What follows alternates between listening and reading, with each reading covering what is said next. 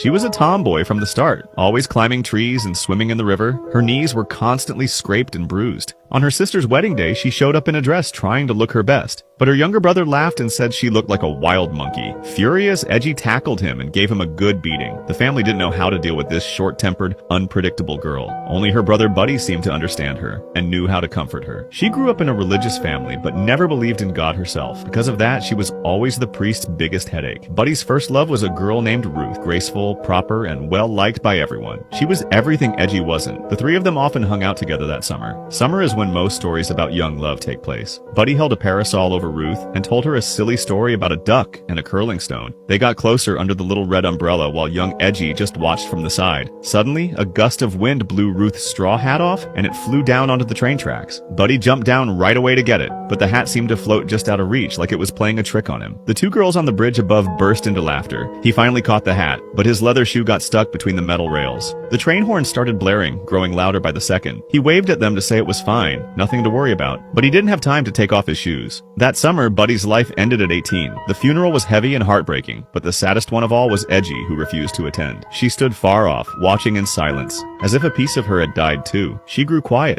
distant, no longer the same girl. Every night she'd sit alone by the river. Only Big George, the black handyman at home, was allowed near her. Ninny's story moved Evelyn deeply. She was crying and didn't want it to end, but her husband was in a hurry to get home and watch the game. Used to giving in, Evelyn had no choice but to say goodbye. Felt like life had been stuck on repeat. Evelyn kept going to marriage counseling, but her husband still treated her like she was invisible. Every weekend she'd visit her aunt's hospital room, only to be pushed out like she was in the way. With nothing else to hold on to, Evelyn found comfort in Ninny's stories.